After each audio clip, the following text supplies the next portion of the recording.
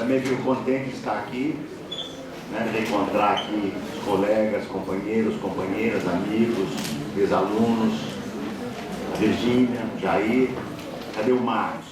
Né? 15 dias atrás, trocando um e-mail com o Marcos, nós chegamos à mudança da mesa que eu ia participar, por dificuldades de estar aqui na quinta-feira, por dificuldades também do programa, e depois que eu disse para o Marcos que topava, eu falei, mas o que eu vou fazer agora?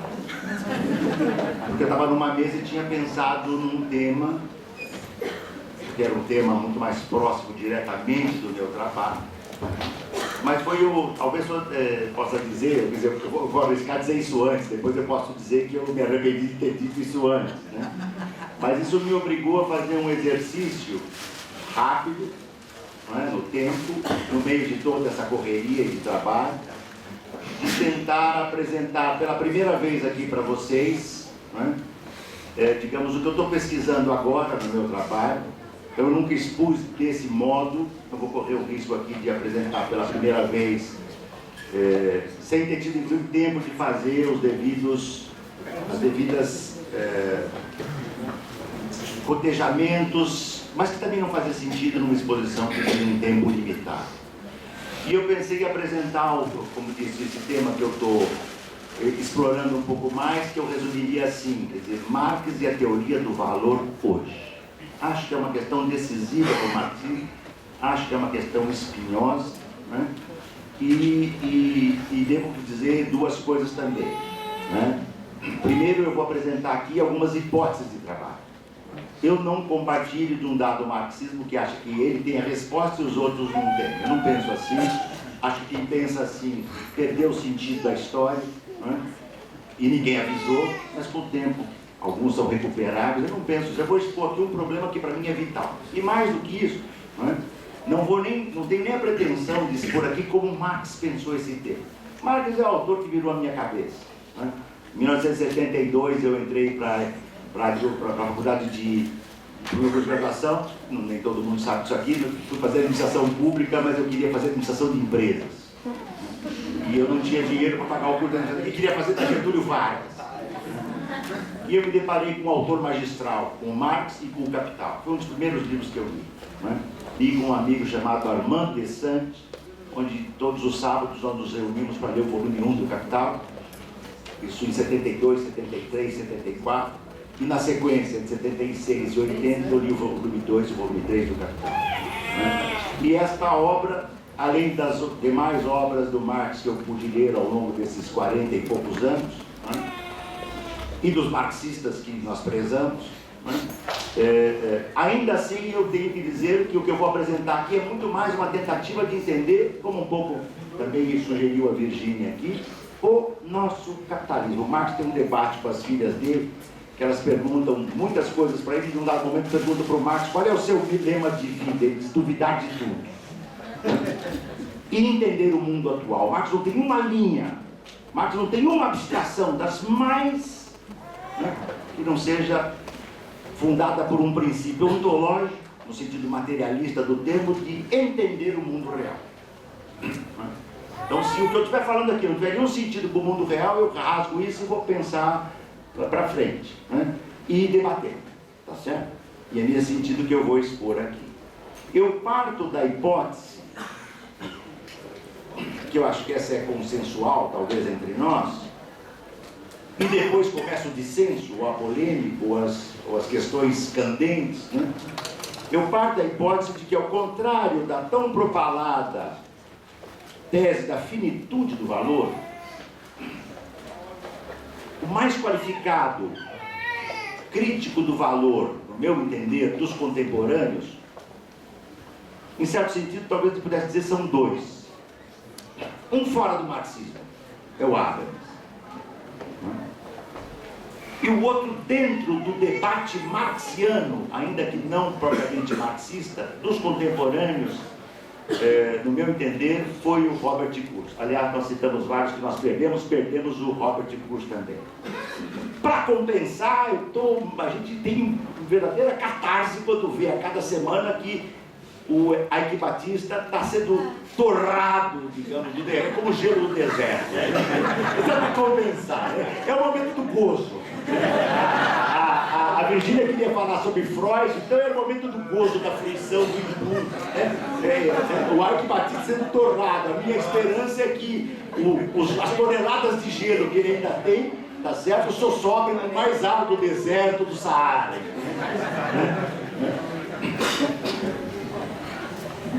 E voltando aqui então no exemplo anterior, o Robert Kurz foi dentro desses que nós perdemos, eu diria o mais difícil crítico no debate, que negava a teoria do valor. E no meu entender, que eu pude dizer inclusive pessoalmente aí num debate há talvez uns 10 anos atrás na USP, cometeu um erro ainda aqui num patamar qualificado bem diferente você debater um autor que nega a teoria do valor fora do marxismo, porque em geral não sabe do que está falando. Né? Se dentro do marxismo muita gente tem muita dificuldade de entender, imagine fora. Né? Agora, o Robert Burger, ele é um autor que sabe do que está falando, né? E tem uma leitura da obra marxiana, né? Que embasa, inclusive, a sua crítica à teoria do valor. No meu entender, por certo, profundamente equivocada, já escrevi sobre isso, e aqui só cito a título de exemplo. O capitalismo, portanto, vem apresentando um processo multiforme, onde informalidade, precarização, materialidade e imaterialidade são mecanismos vitais, tanto para a preservação quanto para a ampliação da lei do valor. Em plena eclosão da mais recente crise global, 2007, 2008 para cá, esse quadro se acentua. Eu venho dizendo desde então que nós adentramos numa nova era, em um novo patamar de precarização do trabalho em escala global. Um novo, diferente da exploração do trabalho, diferente na sua intensidade, da exploração do trabalho dos anos 73 em diante. O capitalismo nos impôs um salto mais profundo de saque, de exploração, né? Dos quais, além das intensas, distintas formas de extração da mais-valia absoluta, relativa, você tem formas de autoexploração do trabalho, como o cooperativismo, o empreendedorismo, o trabalho voluntário, né? Que são isso, nós temos que estudar, né? São partes constitutivas da cadeia geradora, produtiva, preservadora ou ampliadora do valor. Essas modalidades de trabalho, a hipótese que eu estou explorando então, no Riqueza e Miséria do Trabalho, volume 2, né, que acabamos de publicar 2, 3 meses atrás, tem isso em maio, né? Eu tento explorar isso, e no livro tem um conjunto de artigos que tratam desse tema, né? A nossa hipótese é que nós estamos vendo uma ampliação dessas formas geradoras do valor, ainda que sob a aparência do não valor. E esta aparência do não valor, esse escondimento do valor, esta subtração do valor aparente, né? Ela dificulta a percepção, como a Virgínia inclusive mencionou numa parte da sua fala, né? Desses mecanismos de intensificação da força de trabalho. Imaginar que o capital financeiro, não é, Virgínia, o capital fictício, prescindam do trabalho, é o sonho dourado, tá certo? Do capital, que é o único, aliás, é o único não, a exceção de nós outros também, mas o capital não acredita nisso, ele não fala. Ele sabe que sem o saque, a extração da mais-valia, né, e a exploração do trabalho, em todas as dimensões do que onde isso é possível. Portanto, a minha hipótese aqui, eu vou tentar indicar, é que, partindo do nosso autor mais excepcional, né, que é o Marx, nós estamos desafiados a ver dimensões da exploração do trabalho que não existiam à época do Marx. Acho que só na cabeça de poucos pode passar a ideia que nós estamos no capitalismo do século XIX. Né? Naturalmente, dessa ideia não compartilho.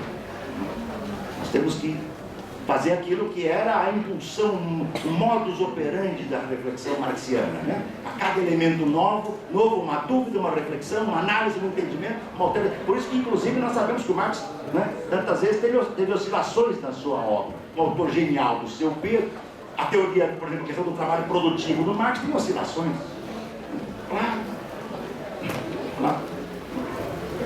Até o Marx chegar a um ponto, em muitos pontos da sua obra, ele chegou a aspectos, né, que não foram desenvolvidos mais. O Capital encontrou tudo aquilo que nós sabemos.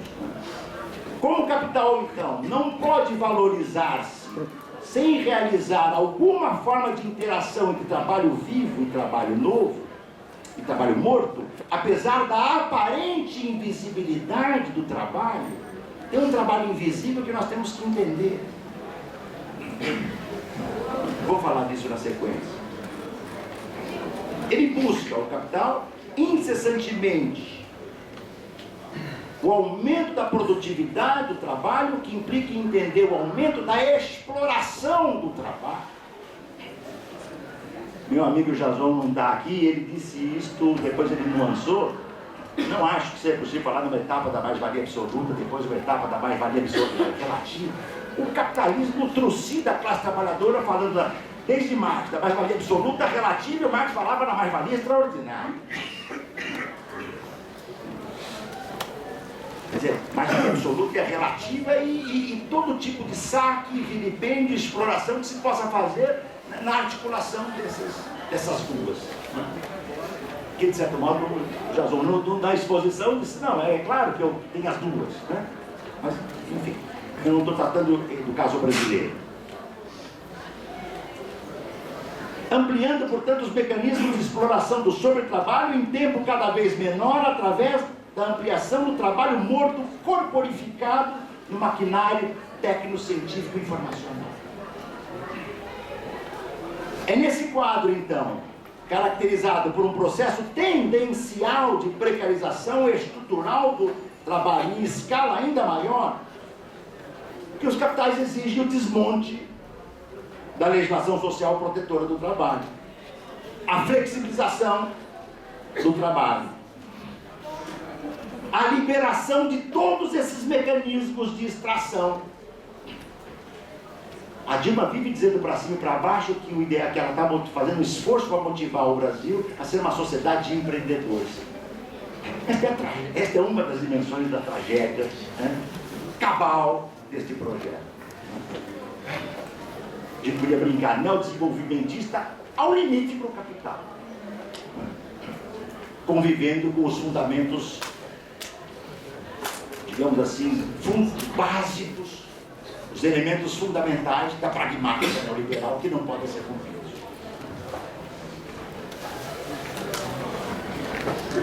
Como tempo e espaço, quem estudou com algum cuidado o Capital sabe que uma categoria vital para o Marx é a noção de tempo.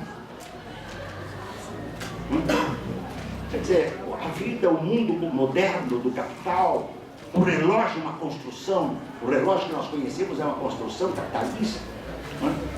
Ela é uma disputa entre o capital e o trabalho pelo domínio do tempo, pelo dispêndio, pelo uso do tempo, pela exploração do tempo, que faz com que o tempo de trabalho necessário para a reprodução e o tempo de trabalho necessário para a produção do excedente e a geração da mais-valia sejam vitais, né, no sistema de metabolismo social do capital. É como se todos os espaços, esta é a hipótese que eu estou provocando aqui a gente pensar, é como se todos os espaços possíveis, todos, fossem potencialmente convertidos em geradores de mais-valia. Desde aqueles que ainda mantêm laços de formalidade e contratualidade, até aqueles que se pautam pela mais pura informalidade. Na franja integrada ao sistema. Não importa, e este é um elemento também vital, não importa que estas atividades sejam predominantemente manuais ou aquelas acentuadamente responsáveis por atividades consideradas sempre segundo o capital, mas, entre aspas, intelectualizadas, dotadas de conhecimento, não materiais, como diz o Marx no Capital e no excepcional capítulo inédito. Não é? O que a ordem hoje chama da sociedade do conhecimento. Para mim, aqui tem um núcleo vital. Se a gente não entender isso aqui, né, nós vamos repetir coisas que não ajudam a entender, e acho que, quer dizer, se eu puder ter algum esforço para contribuir para o marxismo, é modesto, mas é uma vontade, o desafio que eu aprendi com um marxista, né, é tentar entender, pelo menos parte, né, parte do mundo que nós temos hoje. No que nós temos muito aqui do marxismo do início do século XX.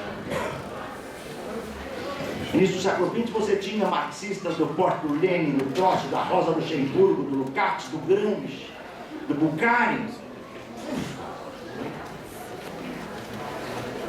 Com o debate sobre a teoria do valor no socialismo, tem valor, não tem valor, socialismo num só país, socialismo, né, histórico mundial, enfim. É como então se todos os espaços possíveis fossem potencialmente convertidos em geradores de mais valor, não é? Na ponta do trabalho mais manual, e eu vou voltar a isso, esta distinção de trabalho manual com trabalho intelectual, de modo dual, não existe. Tá certo? Existe, no meu entender, a predominância até aqueles dotados de maior dimensão, que o Marx chamava espiritual, entre aspas, intelectual, ou mesmo não material. Se no século XX, pulando para ganhar um pouco de tempo, desse modo, ao mesmo tempo que a informalidade, isso eu venho dizendo desde o meu livro Adeus ao Trabalho, 1995, desde o meu livro Sentidos do Trabalho, e que eu devo dizer para vocês aqui com felicidade, esse ano eu fui lançar este livro na Inglaterra e em Portugal, porque nós conhecemos a precarização do trabalho na Inglaterra e em Portugal, e já tinha publicado esse livro na Itália, na Espanha e na Argentina. Mas o fato de tê-lo na Europa, no coração da precarização. Por quê? Não é? Um livro publicado no Brasil em 99. Porque nós sempre nascemos e convivemos com a classe trabalhadora precarizada. E eles aprenderam com mais ênfase, né? E atenção, aqui é um debate importante, né? Eu não posso fazer aqui, senão os 40 minutos vão para o rabo, né? Mas eu acho que o trabalho assalariado já é em si, por si, precarizado. Mas atenção, né? Senão a gente repete o óbvio, né? A precarização é um modo de ser e é um processo. Então pode ser pior, entende? Tá? Então é possível, há degraus, escalas e níveis de as mulheres que o digam comparadas aos homens, as mulheres negras ou índias que o digam comparadas às mulheres brancas, né? Bom, e os degraus, né? Os trabalhadores e trabalhadoras da informalidade comparado aos trabalhadores. Vai entrar agora essa semana no Congresso, na votação da comissão, né? Acho que todos estão acompanhando, a lei que simplesmente vai dizer, não tem mais separação entre terceirizar a atividade fim e terceirizar meio, até a atividade meio. Se isso passar, companheiros e companheiras, aí é o seguinte, né? Aí nós vamos poder ter juiz, eu disse isso no debate com o juiz, nós vamos ter juiz terceirizado. Você contrata um juiz, paga lá R$500 para ele julgar 50 casos, depois escrever saudações, seu juiz, chama agora outro que nós vamos pagar menos para ele. E esses juízes é que vão julgar os trabalhadores, a Câmara e o Senado é que vão avaliar. Isso vai passar, está em discussão pesada agora. Eu, inclusive, aqui eu parei de uma brincadeira, eu quero voltar ao meu tempo, eu revi minha opinião, né? Eu sempre fui contra a terceirização. Eu revi, eu abro exceção para um caso de terceirização. 2, né? Eu acho que a gente deve incentivar a terceirização no Pentágono e na, como é que chama lá, e na CIA. Eu sou a favor da terceirização da CIA desde o Snowden, tá certo? Porque foi ele que entregou a CIA pra gente, tudo que se passou. Então, terceirização só no Pentágono e na CIA. Quem tem a chance, pelo menos, da delação deles, né? Das diatribes que o Pentágono e que a CIA, né, fazem contra, no que diz respeito ao sigilo, que todos nós estamos sabendo.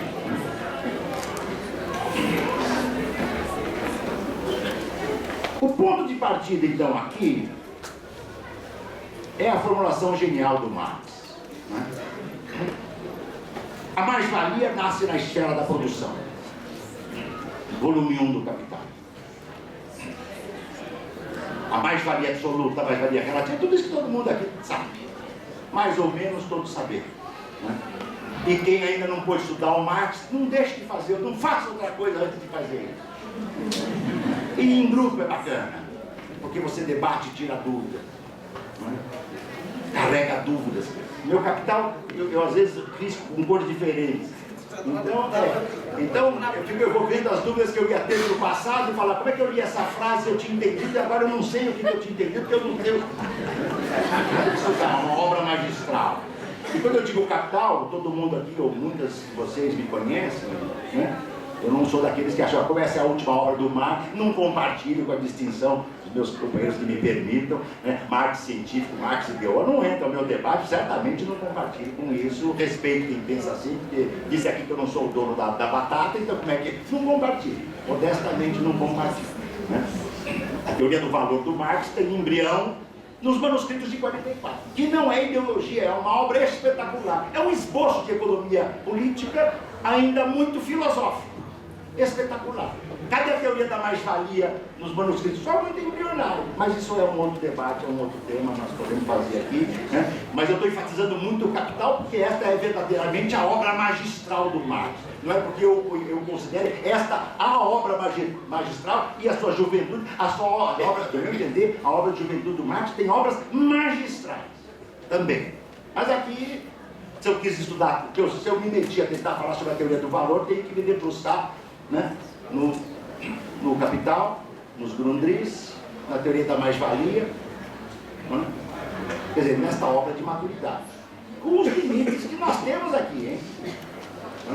Eu não sei se eu fiz bem de aceitar esse negócio, essa provocação, essa proposta que foi bem intencionada do Marcos, mas enfim.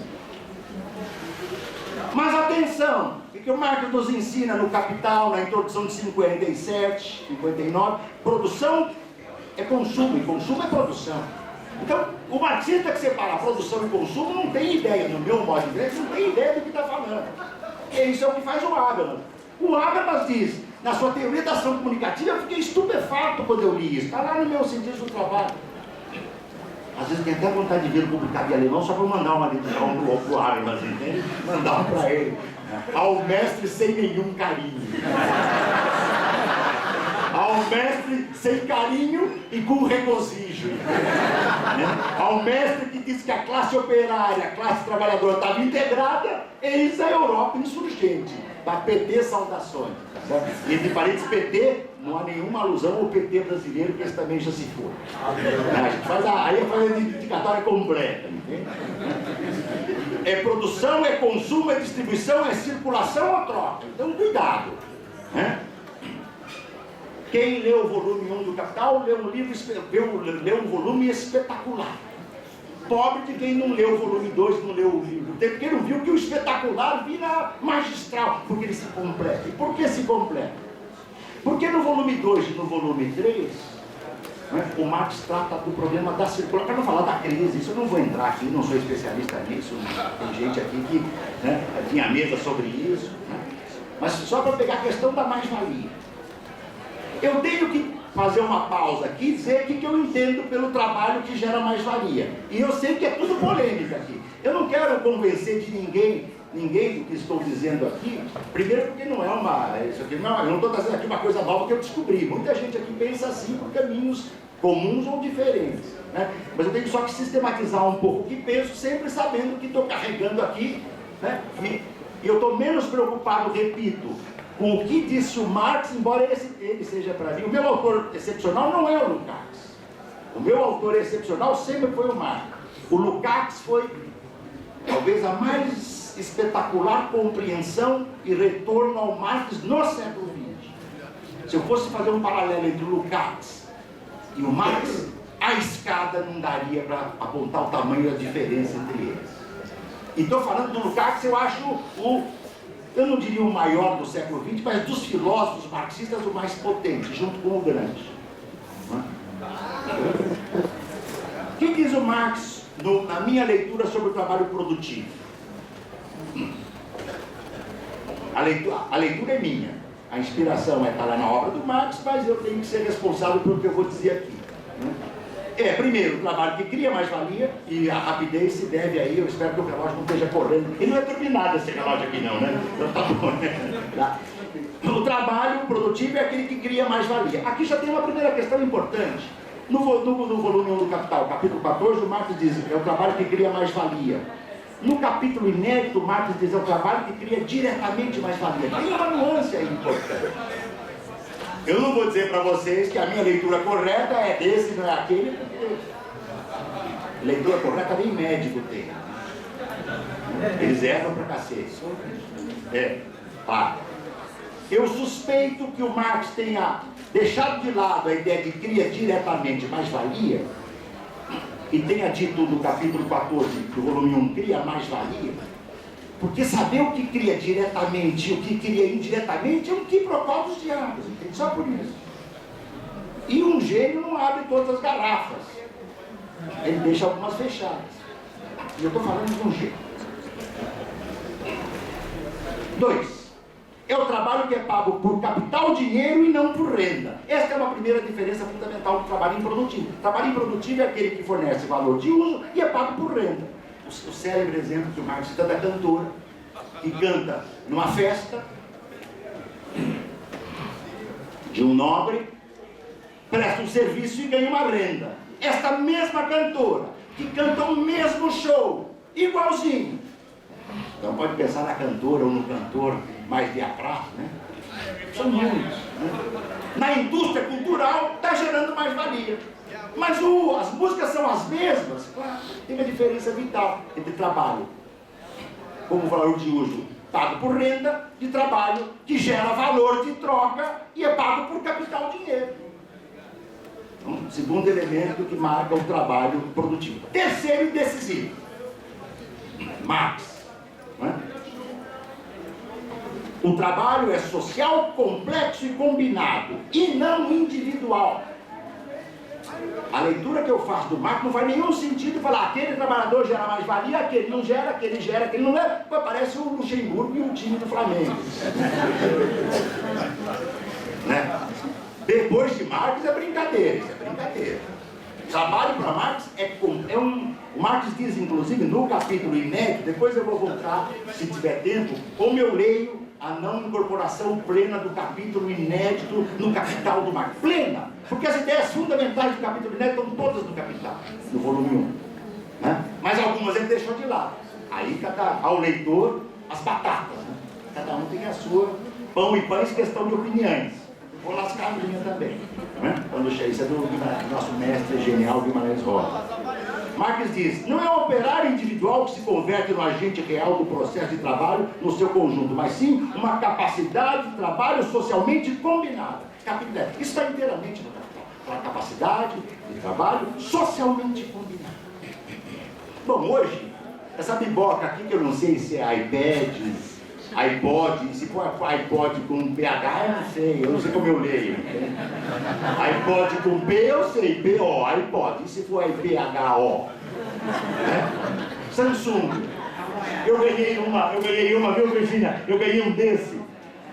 Está 2 meses fechado, eu não sei nem como começar a mexer. Eu estou esperando a minha mulher ou a minha filha me ajudarem. Meu filho também não tem muito jeito para essas coisas, assim, esse tipo. Acho que ele se fetichiza quando ele vê isso. Então eu não sei, mas aqui, olha, Samsung. Né? Tiruai? E o que é então? Tá, smartphone, tá bom. Com PH, né? Tá bom. Tá, fone. Aqui tem uma capacidade de trabalho social combinada mundial. Mundial.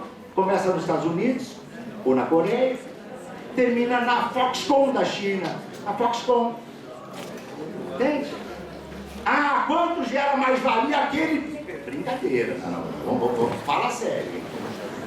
É capacidade de trabalho socialmente combinado. Quarta característica para o Marx. Não importa, diz o Marx, no capítulo 14 do Capital e no capítulo Inédito, nos Grundrisse e na sua teoria da mais-valia. Não importa se o produto é material ou imaterial. Não importa. É irrelevante do ponto de vista do valor. Vou voltar a esse ponto. E 5, quinta característica, na minha tentativa de sintetizar o que eu entendo por trabalho produtivo. Um trabalho idêntico pode ser produtivo ou improdutivo.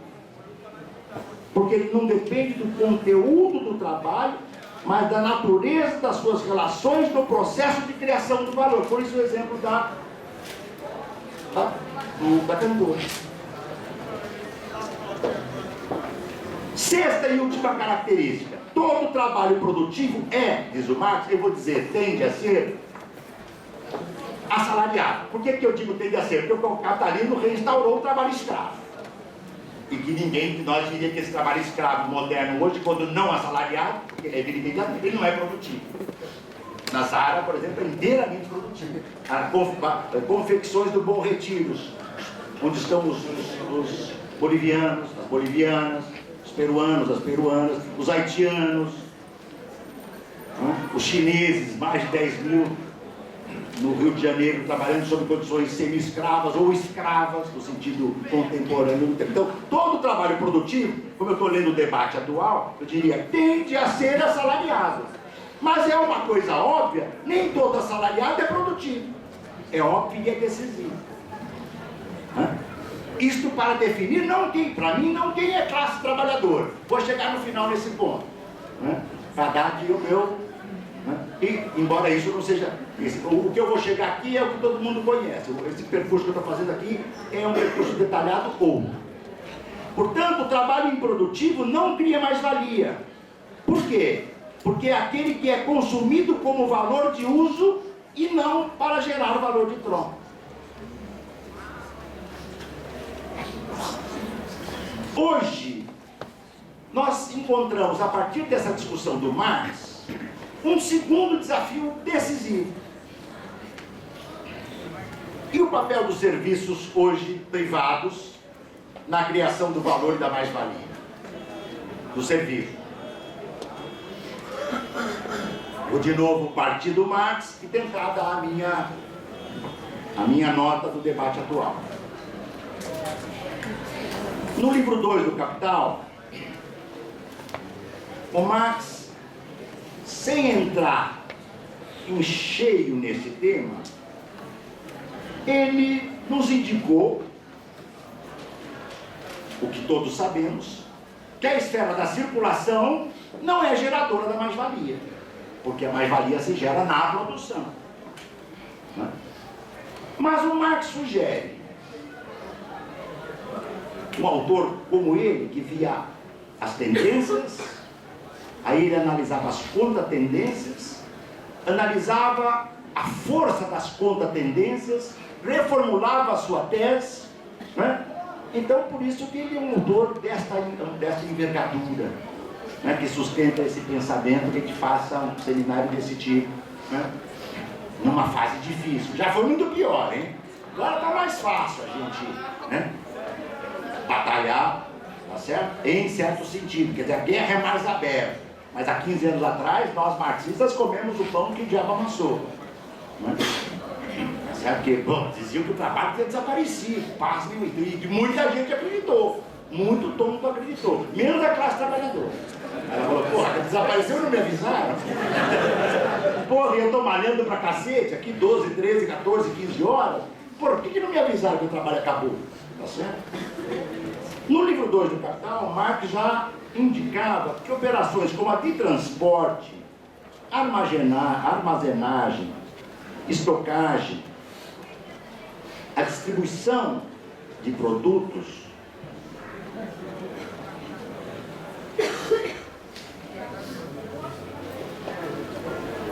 era produtivo, ele vai dizer.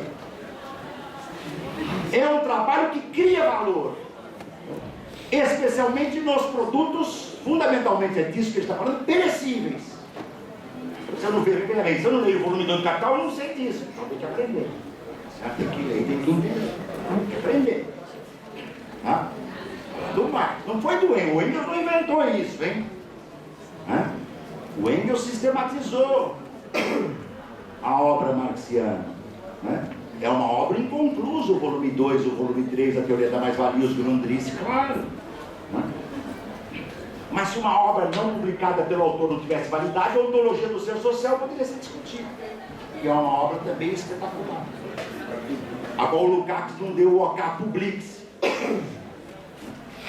Ele não estava satisfeito até onde a gente consegue ler os seus... Eu tenho a felicidade de conviver há 30 anos, mais de 30 anos, com um parceiro, um aluno e parceiro direto do Lukács, que é o meu querido amigo Silva Mesato, que me contou que a única pena que eu tenho é que eu nunca gravei as coisas que a gente ouve, entendeu? Aliás, eu nem sei funcionar um gravador. Assim, o trabalho empregado em atividades desse tipo, excepcionais, quer dizer, um produto perecível, se a circulação não se der, o produto perecível desaparece e a mais-valia gerada na produção acaba. A 10? Ixi, eu vou correr um pouquinho mais.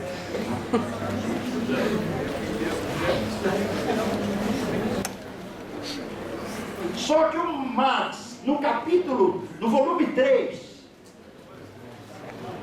ele retoma esse tema. E ele vai dizer claramente, no volume 3 do Capital, no livro 3, o capital comercial, por exemplo, quando ele estuda a esfera da distribuição, ele vai dizer claramente, o capital comercial não é produtivo, porque a produção gera na mais-valia. Desculpa, a produção gera a mais-valia.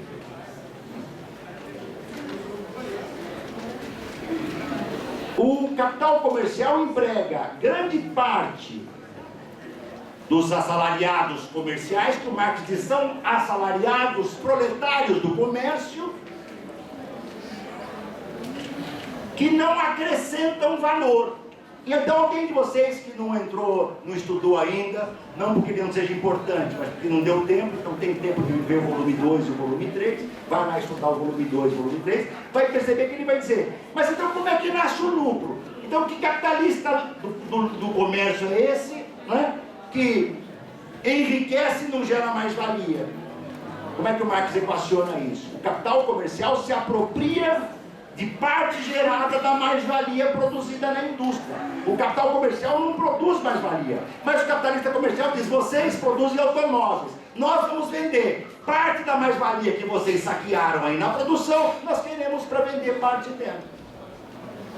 Então, o capital comercial não produz diretamente mais-valia, por isso ele é improdutivo, no sentido marxiano do termo. Aqui faço um parênteses óbvio. Antes do Marx chegar no trabalho produtivo pro capital, o Marx utiliza no capital a ideia do trabalho produtivo em geral.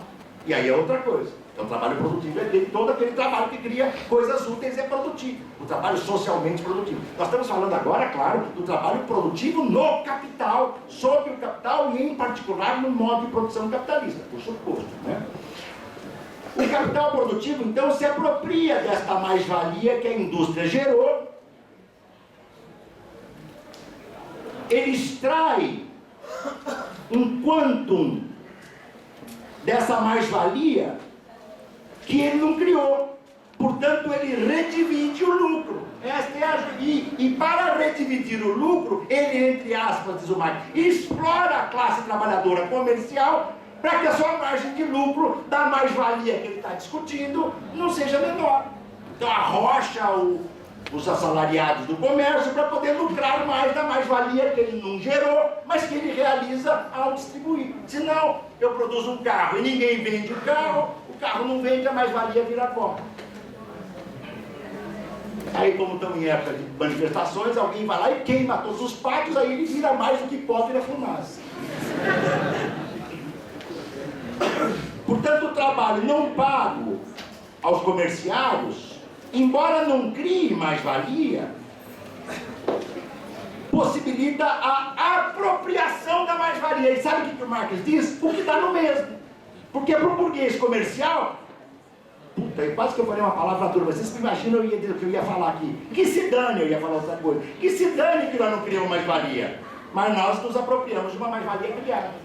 E quanto mais essa mais-valia for criada, e quanto mais eu redividir essa mais-valia, e quanto menos eu pagar os trabalhadores e trabalhadoras do comércio, maior é o meu lucro.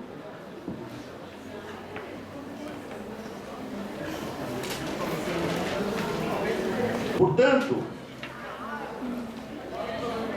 o comércio, a esfera da circulação, em geral, não gera mais-valia.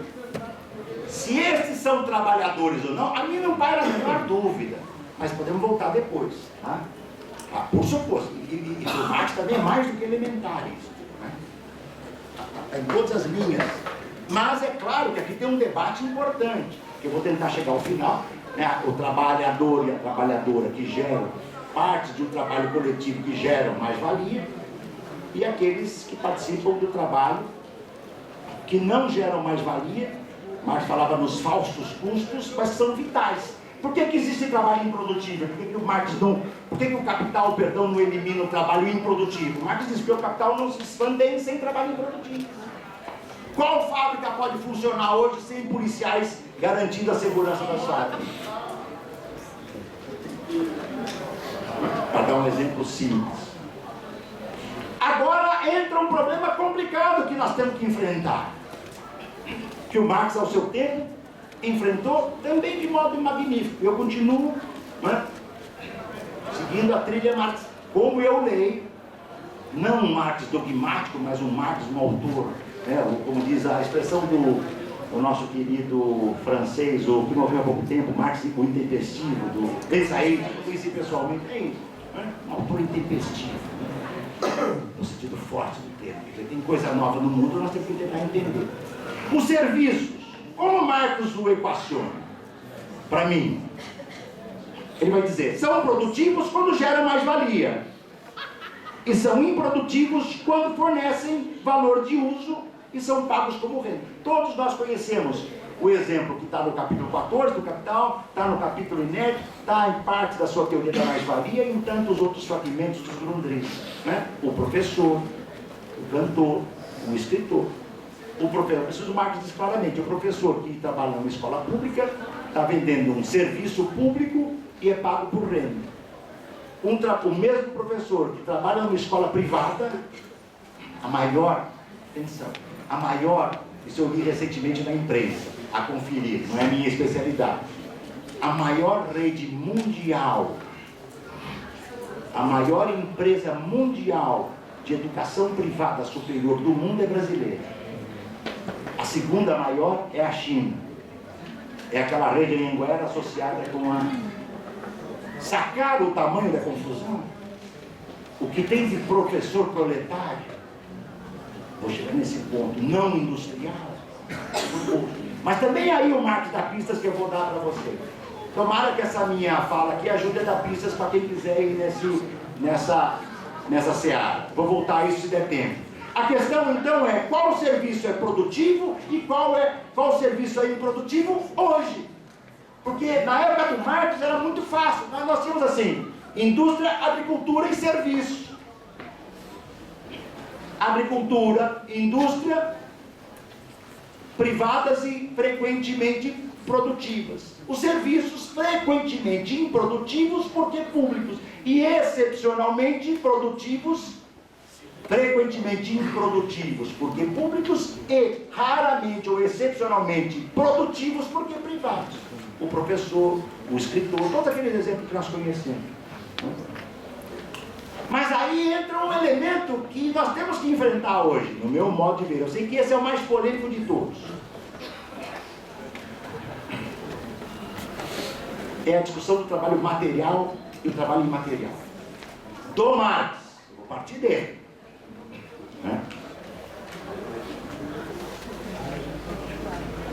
Todos nós conhecemos os exemplos que o Marx diz, de novo o professor, de novo o cantor, o escritor, quando ele diz, vamos citar alguns exemplos tirados da esfera da produção não material ou imaterial.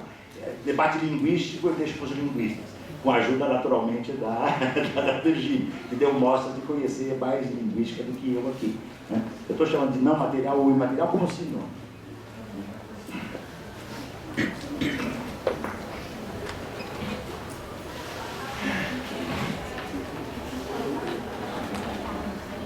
Quantos serviços se tornaram, em sua, eu ia dizer quase totalidade, mas em grande intensidade, privatizado e mercadorizado, marxianamente e marxisticamente, é muito difícil dizer que eles continuem produtivos. Só se eu jogar fora o que o Marx escreveu, não é? Ou ficar lá, né? Porque é difícil. Agora eu sei que aqui é espinhoso. Aqui talvez seja a parte mais difícil. E também o Marx. Né? Marx marcou uma posição em relação à fisiocracia, a Adam Smith, Jean-Baptiste Say e tantos outros, e entrou nesse debate.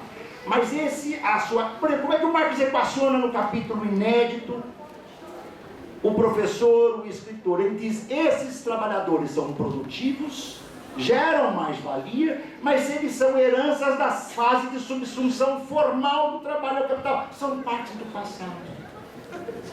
Porque a época do Marx, como ele mesmo nos ensinou, o proletariado vivia a subsunção real do trabalho ao capital e, portanto, a subsunção formal era parte do passado.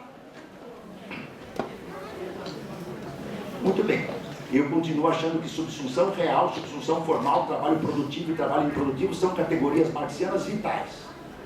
Só que se o mundo do século XXI não é igual ao século XIX, nós temos que entender aquilo que o gênio do Marx não podia entender, porque ele não era, que eu saiba, o Marx não tinha antevisões, né? Ele não era espírita, sei lá quem consegue enxergar o futuro. Só que ele era um autor espetacular. Então o Marx deu todas as pistas que o meu trabalho tem, todas as pistas que o meu trabalho tem, fundamentais, são tiradas do Marx. Para o bem ou para o mal para nós. Né? Nós não temos nenhuma dúvida disso. Se acertamos, acertamos. Se erramos, erramos. Certo? Foi um chapéu, errei, vamos começar de novo. Né? Muito bem. Nós estamos presenciando hoje, eu vou tentar então dar um empurrão agora para ficar no tempo. Estou chegando perto do final. Nós estamos presenciando hoje novas formas de extração da mais-valia, também nas esferas da produção não material. É preciso dizer aqui com cuidado, e eu vou tentar dizer, apesar da limitação do tempo, e não quero abusar de vocês, né? É preciso dizer com cuidado, que não há uma linha bruta, não há uma muralha chinesa entre trabalho material e imaterial, hein? Sem muralha chinesa. Tá? Um professor, quando dá a sua aula, realiza um trabalho prevalentemente não material. Sabe, moça que cantou, ela já foi embora, tocou pra gente e cantou. O seu exercício, diria o Marx, entre o trabalho e a arte, né? Mas vamos imaginar que ela também trabalhe como cantora e pianista, vivendo o seu trabalho, né? Ela fez um exercício que o Marx, por vezes, chamaria de um trabalho espiritual, de um trabalho mais intelectual, de um trabalho não material. Mas ela precisou de muitas materialidades. Está aqui você, não está? Ela está aí? Não. Tá. Eu vi você pensei que fosse. Você ia pedir, canta de novo, já pensou? Toca de novo. Estava melhor do que agora. Olha, tá vendo? Claro que ela precisou, como professor, precisa do giz, da luz. Se a música que ela fez, de repente o Marcos, né, deu uma ideia de imprimir o CD e lançar e vender para fazer fundos, mercadorizou a pobre da nossa artista. Então veja, o segundo elemento que eu quero, o primeiro elemento, então não há uma linha, eu vou correr um pouco, não há uma linha rígida. O segundo é que o trabalho imaterial, no meu modo de ver, isso está dentro dos sentidos do trabalho, não se converteu em hipótese nenhuma em elemento dominante, mas é um elemento relacional, e há uma questão decisiva. O chamado trabalho não predominantemente material é parte do mundo da mercadoria e da criação do valor. Aqui há trabalhos não materiais, partes decisivas da criação do valor, como a última trabalhadora da Foxconn, que trabalha 12, 13, 14 horas por dia, tá certo? Ganha 200, 300 dólares por mês e fez isso aqui, na melhor das hipóteses, computando as suas horas de trabalho. Não é? O Marx usou a expressão nos Grundis, são órgãos do cérebro humano logrado pelas mãos humanas. O Marx sempre falou em trabalho, dispêndio de energia intelectual e manual. Provenha esta força física dos nervos ou do cérebro. Não é? Que o capitalismo tenha separado como ênfase o trabalho intelectual do trabalho manual. Este é um imperativo decisivo, né? Se eu fosse participar daquela mesa do trabalho associado, esse imperativo decisivo: eliminar profunda, radical e decisivamente toda a disjuntiva entre trabalho manual e trabalho intelectual. Sem isso não tem comunismo ou mundo emancipado, segundo a formulação do nosso velho autor. Os limites maiores das teses dos que defendem a intangibilidade do trabalho imaterial, aí a fila é enorme. Negri, Hardt, né? Gors, Kurs. É que eles não entendem, primeiro, que esse trabalho não material é parte da cadeia do valor e que a mais-valia não é individualmente quantificada. Então veja, nessa biboca aqui tem um logo e muita gente compra esse negócio pela marca. Ah, eu quero Apple, eu quero a Samsung, eu quero não sei o que, entendeu? Eu quero a Nike, eu quero aquele carro novo da Toyota.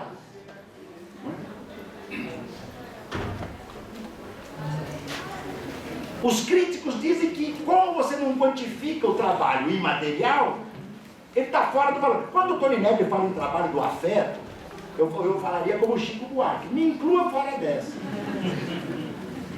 Me inclua fora dessa. Nosso amigo Tony Negri perdeu faz tempo, para não falar dos seus epígonos grotescos que circulam perdidos.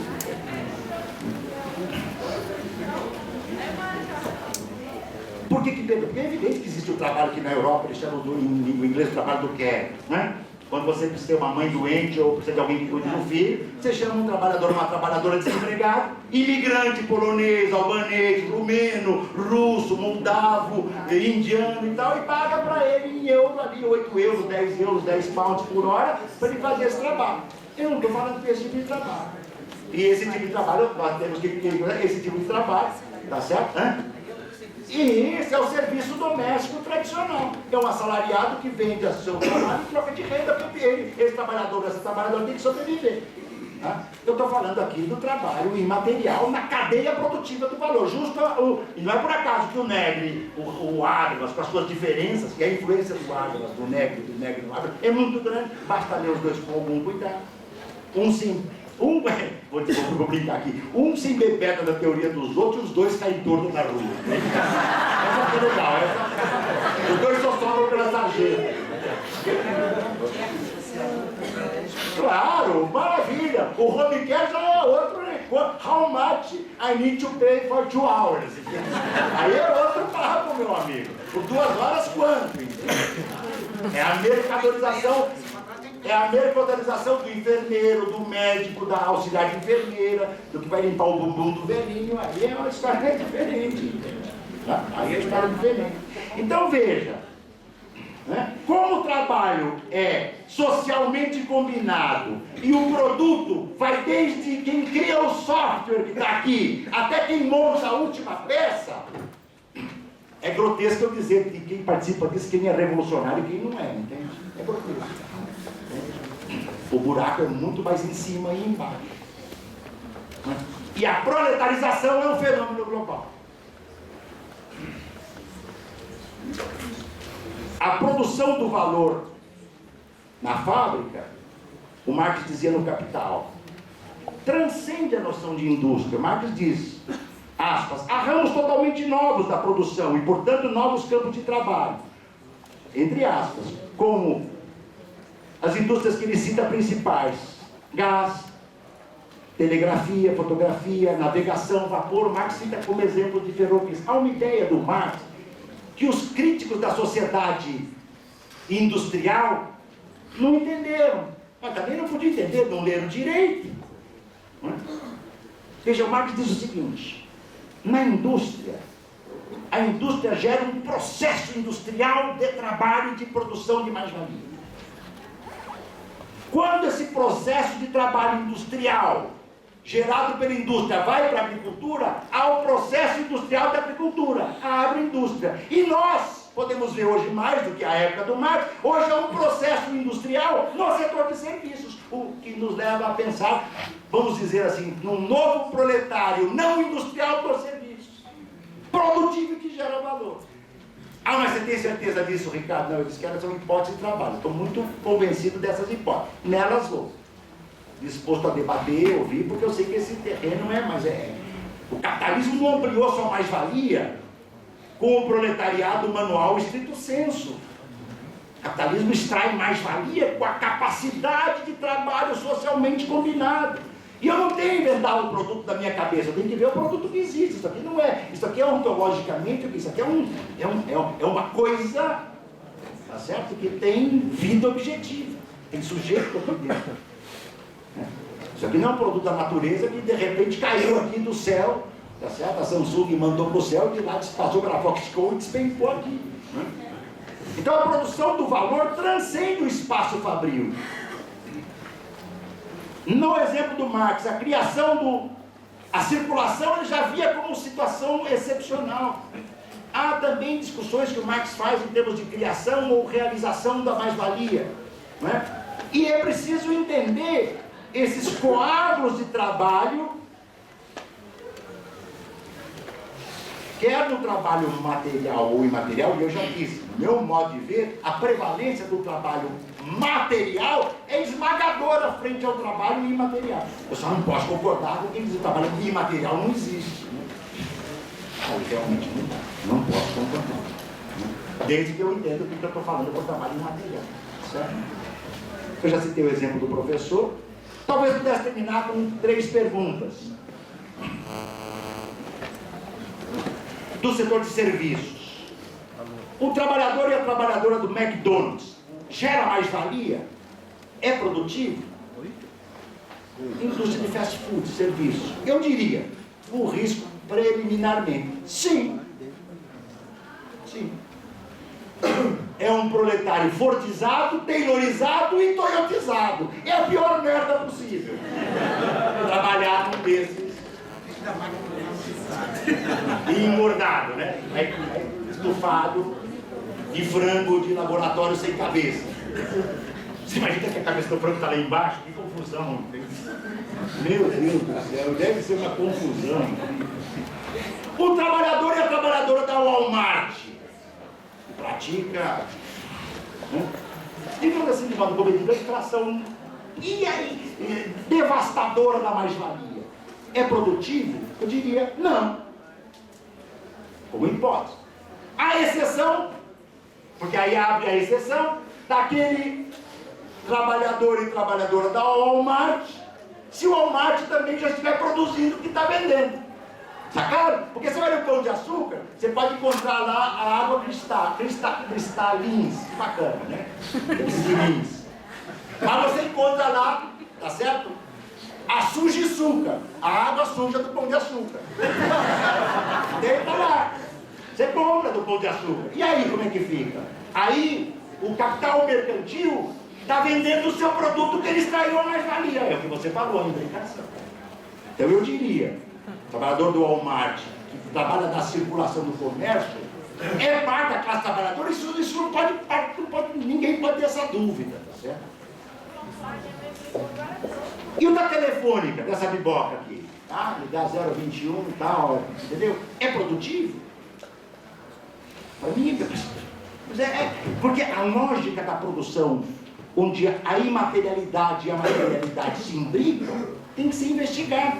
Alguém acha que a telefônica que a gente paga por um interurbano, quando fala no celular, R$15 por 15 segundos, é filantrópica?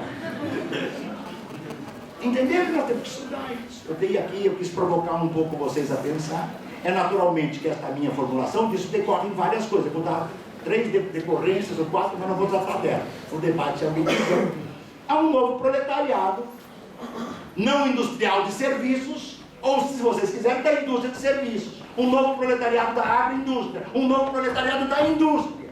Quem diz que o proletariado industrial acabou não sabe o que está falando. Quem dizia isso era o Habermas. O Habermas que disse, atenção, junto com os fisiocratas, o Habermas que disse, Marx tem uma noção do trabalho que resume o operário ao trabalho manual. O Habermas não é possível que não saiba, porque o Habermas, eu estou enganado, ou ele entende alemão? Pois, quando o Marx explica o trabalho no Capital, Virgínia, vê se eu estou errando. Que exemplos que o Marx dá? O do pior arquiteto da melhor abelha. Se o Marx desse o exemplo do pior metalúrgico, ou do pior gráfico, estaria certo. Mas ele deu do pior arquiteto, porque a concepção de trabalho do Marx é ampla. Quem é proletário, quem é operário, é um debate que nessa mesa não quis entrar. Já disse bastante sobre isso, se eu tenho razão, não posso. Isso para mim é até o menos importante. Eu sou a favor da revolução proletária. Eu não. Então fique claro, eu sou a revolução da classe trabalhadora contra o capital. E quem é trabalhador? Todos que vêm dessa forma de trabalho. Essa é a minha classe trabalhadora. Tá? Quem é mais importante? Sabe quanto? Aí depende. A Virgínia fez uma pergunta aqui para o Jason que ele não pôde responder. Pô, Jason, todo o proletariado que você desenhou aqui não é o que está nervoso hoje. O que está nervoso está fora da tua geografia. É porque é o seguinte, companheiros, para o Marx, proletário, supõe luta de classes, consciência... Não, você falou para ele assim, você que não lembra, está gravado aí. O que você falou, ela pode te mostrar depois. Você falou assim mesmo, é que ele sabe. Não, no desenho do Jason, né, eu vi uns 200 anos, no desenho dele parecia uma coisa muito esquemática. A resposta dele foi Marx, mas dessa ele não entrou. E não é porque ele não tem resposta. O Jason tem uma resposta para ele, o proletariado industrial fabril é o revolucionário, os outros não são. Eu não penso isso. Não penso isso. Tá? Quem é o mais potente não é uma questão estritamente material, ainda que ser gerador ou não de mais-valia é muito importante para o Marx. Só que a questão é o seguinte, quem gera mais-valia hoje? Tá? É isso que eu pensei em apresentar para vocês. Muito obrigado pela paciência.